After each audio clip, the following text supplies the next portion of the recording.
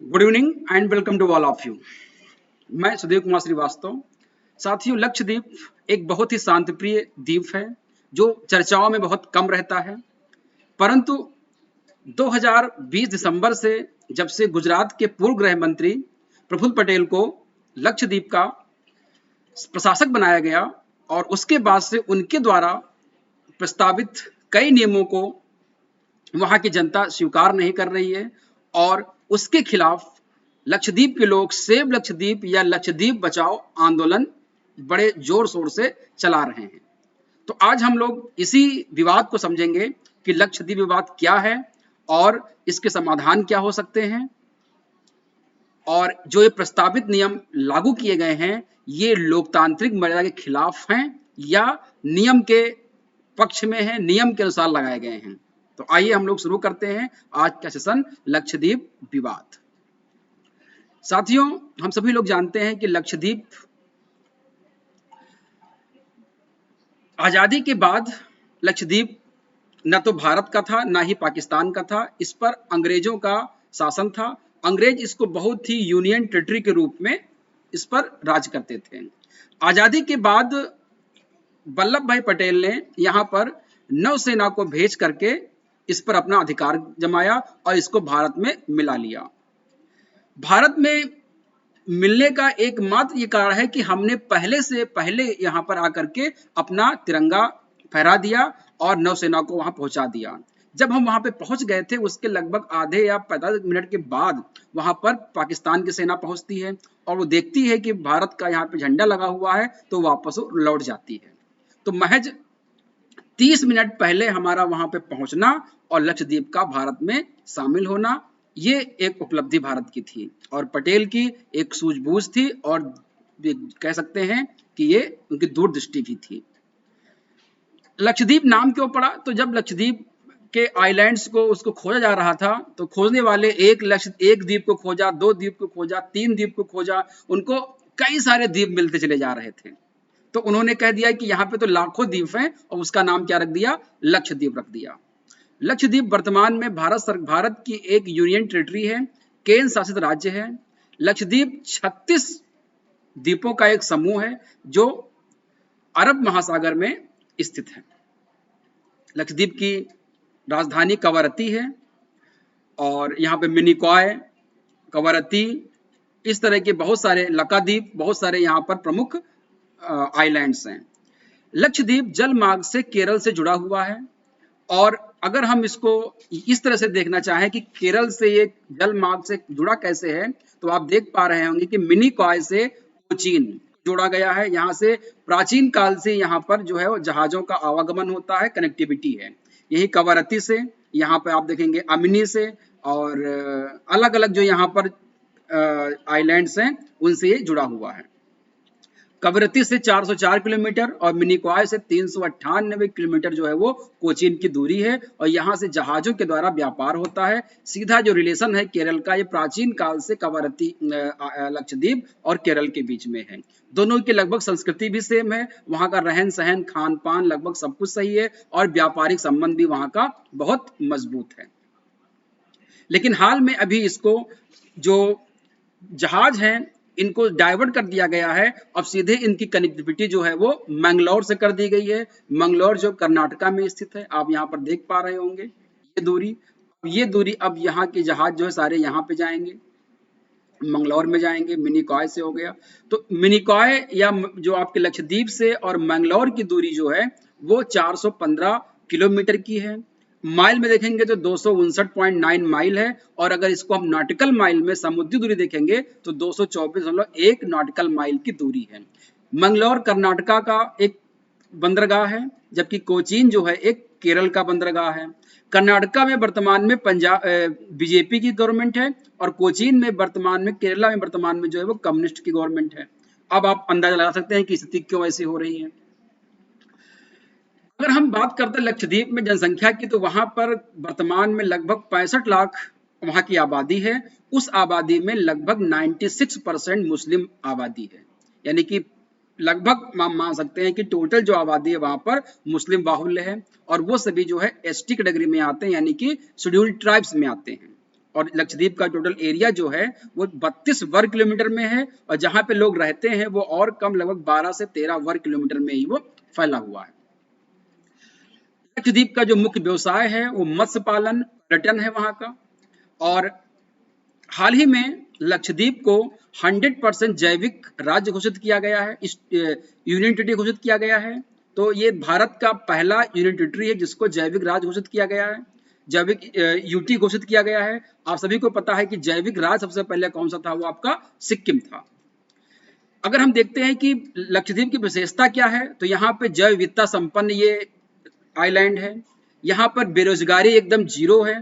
यहाँ पे सभी लोग अपने रोजगार में लगे हुए हैं, यानी कि मत्स्य पालन में लगे हुए हैं। यहाँ पे क्राइम भी एकदम जीरो है, क्राइम भी यहाँ पे बिल्कुल नहीं होता है। और कई सालों से यहाँ पर, लगभग यानी कई दशकों से यहाँ पर शराबबंदी है, यहाँ पर शराब कोई नहीं पीता है, और एक शांत प्रिय द्वीप रहा है शुरू से ही। इसके जो प्रशासक होते हैं वो केंद्र सरकार द्वारा, राष्ट्रपति जो है अपना एक प्रतिनिधि भेजता है जिसको प्रशासक कहा जाता है, एडमिनिस्ट्रेटर कहा जाता है, उसके माध्यम से राष्ट्रपति यहाँ पर शासन करता है। प्राचीन शुरू से ही यहाँ पे परंपरा रही है कि प्रशासक जो होगा वो एक रिटायर्ड आईएएस होगा। जैसे राज्यों में राष्ट्रपति का प्रतिनिधि राज्यपाल करता है, और जो यूनियन टेरिटरी जो बड़े होते हैं, जैसे आपका दिल्ली हो गया और पुडुचेरी हो गया, यहाँ पर उपराज्यपाल होते हैं। और जो छोटी यूनियन टेरिटरीज हैं यहाँ पर आपके क्या होते हैं, एडमिनिस्ट्रेटर होते हैं, यानी कि प्रशासक होते हैं। तो इन तीनों की नियुक्ति राष्ट्रपति करता है, जब चाहे उनको भेज सकता है, जब चाहे उनको बुला सकता है। लेकिन ये अभी तक जो थे वो एक प्रशासक जो होते थे वो अभी तक एक रिटायर्ड प्रशासनिक अधिकारी हुआ करते थे अभी तक। 2020 में दिसंबर में इसको बदला गया और एक नेता को यहाँ पर भेजा गया। यही एक समस्या का कारण बन गया है। अब बात आती है कि समस्या, प्रमुख मुद्दा क्या है, ये चुनौती क्यों है, इसे कैंपेन क्यों चलाया जा रहा है। तो गुजरात के पूर्व गृह मंत्री प्रफुल्ल पटेल को दिसंबर 2020 में प्रशासक नियुक्त किया जाता है, और पहली बार किसी नेता को प्रशासक यहाँ पर बनाया गया।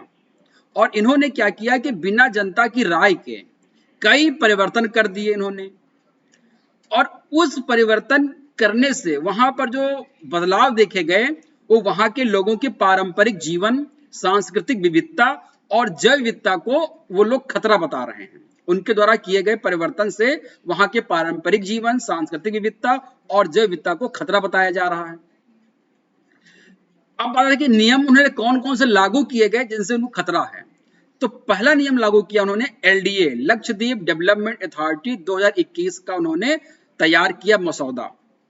इसके पीछे की मंशा क्या है गवर्नमेंट सरकार की, कि वहां पर निर्माण कार्य शुरू होंगे, स्मार्ट सिटी बनाई जाएगी, जिससे क्या होगा कि लोगों को रोजगार मिलेगा और पर्यटन को बढ़ावा मिलेगा।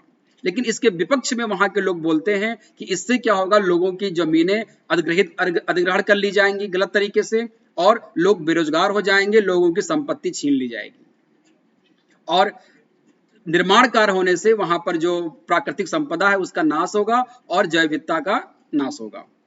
दूसरा काम किया गया, वहां पर गुंडा एक्ट 2021 लगाया गया, जिसको anti social activity regulation draft कहा गया है। सभी को पता है कि वहां पर क्राइम जीरो है, लेकिन ये गुंडा एक्ट लगाने के पीछे रीजन क्या है। तो सरकार का कहना है कि चूंकि यहाँ पर पिछले कई समय से देखा गया है कि यहाँ पर स्मगलिंग बढ़ी हुई है, और बहुत तरह से यहाँ पर जो हथियारों का जो है वो देखे गए हैं, यहाँ पर AK-47 जैसे हथियार यहाँ पर देखे गए हैं, और इन चीजों को देखते हुए यहाँ पर गुंडा एक्ट लगाया गया है। इनसे सामान्य व्यक्तियों को, जो सही इंसान है, जो आम लोग हैं, उनको परेशान होने की जरूरत बिल्कुल नहीं है। ये सरकार का है। 2 से अधिक संतान वालों को पंचायत चुनाव से वंचित कर दिया गया है। पंचायत रेगुलेशन ड्राफ्ट लगा दिया गया है, इससे लोगों को समस्या है। मत्स्य पालन के जो सेट थे, जहां पर मछुआरे अपने जो है जो उनका एक तरह से शिप होता था, या उनका जो नाव हुआ करती जिससे वो मछली पालने जाते थे, मछली पकड़ने जाते थे, उसको, उस शेड को नष्ट कर दिया गया जहां पर वो अपने नावों को रखते थे, और कहा गया कि ये एक तरह से अतिक्रमण हो। सरकार का कहना है कि इन लोगों ने अतिक्रमण कर रखा था और इससे बहुत तरह की समस्या उत्पन्न हो रही थी, इसलिए इसको हटाया गया है। शराबबंदी को हटा दिया गया है, जो बहुत दशकों से यहाँ पे लागू थी। बीफ पर पाबंदी लगा दी गई है, क्योंकि वहां पर मुस्लिम बाहुल्य आबादी है, और वहां पर जो लोगों का जो पारंपरिक भोजन है वो बीफ है, उस पर पाबंदी लगा गई है। इसमें एनिमल प्रिवेंशन रेगुलेशन एक्ट लागू किया गया है। सरकार का कहना है कि गाय भैंस और जो इस तरह के जो जानवर हैं, इनका इकोसिस्टम में बहुत अधिक महत्व है। इनको अनावश्यक काटे जाने से, बीफ खाने से इकोसिस्टम में बहुत अधिक नुकसान होगा। अगर हमको इकोसिस्टम को बना के रखना है तो ये इन जानवरों को बचाना बहुत जरूरी है। एंटी सोशल एक्ट में ये नियम बनाया गया है कि किसी भी व्यक्ति को 1 साल तक बिना पब्लिक डिस्कोर्स के हिरासत में रखा जा सकता है। इसके खिलाफ भी लोग हैं। एक काम उन्होंने किया है कि जल मार्ग को केरल से हटाकर मंगलौर से जोड़ दिया है। अभी तक जो व्यापार होता था, यानी कि जहाजों का जो आना जाना था, वो केरल के कोचीन से होता था। अब इसको डाइवर्ट कर दिया गया है, अब मंगलौर से होगा। सरकार का कहना है इसमें कि मंगलौर जो है एक बहुत ही आधुनिक वहां पर बंदरगाह है और वहां पर बहुत तरह के जो है विश्व व्यापार होते हैं उससे, और वहां पर खनिज संपदाओं का पूरा जो है वो एक्सपोर्ट इंपोर्ट होता है। इसलिए आधुनिक तरीके से वहां पर जब हम इसको जोड़ेंगे तो इसके आय में वृद्धि होगी, व्यापार में वृद्धि होगी और लोगों के रोजगार में वृद्धि होगी। ये कहना है सरकार का। लेकिन वहां के लोगों का कहना है कि हमारा और केरल के बीच के जो सांस्कृतिक संबंध थे उनको खत्म करने के लिए केरल सरकार पर दबाव डालने के लिए ऐसा कार्य किया जा रहा है। और सबसे बड़ा जो इन पे आरोप लगाया जा रहा है वो ये है कि कोविड-19 के नए क्वारंटाइन नियम लागू करने से, इससे पहले, इनके आने से पहले कोची लक्षद्वीप में कोविड के कोई भी केस नहीं थे, लेकिन इनके आने के बाद लगभग वर्तमान में 7,000 से अधिक जो है वो लोग संक्रमित हो चुके हैं इनके क्वारंटाइन नियम को बदल देने से। तो अब बात आती है कि एग्जैक्टली नजरिया क्या है इनका। सभी लोगों का नजरिया देखते हैं। वहां के लोगों का नजरिया क्या है, पर्यावरणविद का क्या नजरिया है, और जो तत्कालीन सरकार है केंद्र में उसका क्या नजरिया है। हम पहले बात करते हैं स्थानीय जनता का क्या नजरिया है। तो स्थानीय जनता का कहना है कि वहां हमारी जो फूड हैबिट्स हैं उसको ये चेंज करना चाहते हैं, बेरोजगारी बढ़ाना चाहते हैं, नशे में बढ़ोतरी करना चाहते हैं जो इतने से बंद थी, कुल मिलाकर के सांस्कृतिक एवं पारंपरिक जीवन में बाधा डालना चाहते हैं ये, और लोगों के अंदर गुंडा लगा करके एक भ्रम, एक डर पैदा करना चाहते हैं। ये इनकी एक मंशा है और लोगों की एलडीए एक्ट मसौदा तैयार करके ये लोगों की जमीन को हड़पना चाहते हैं। वहीं पर पर्यावरणविद का क्या कहना है कि लक्षद्वीप में कोरल रीफ का बहुत अधिक जैव विविधता है, जैव विविधता संपन्न एक द्वीप है, उसको काफी इनके नियम लागू करने से नुकसान होंगे, निर्माण कार्य करने से प्राकृतिक संपदा का भी नाश होगा, कुल मिलाकर के पर्यावरण को हानि होगी, ऐसा पर्यावरणविद मानते हैं।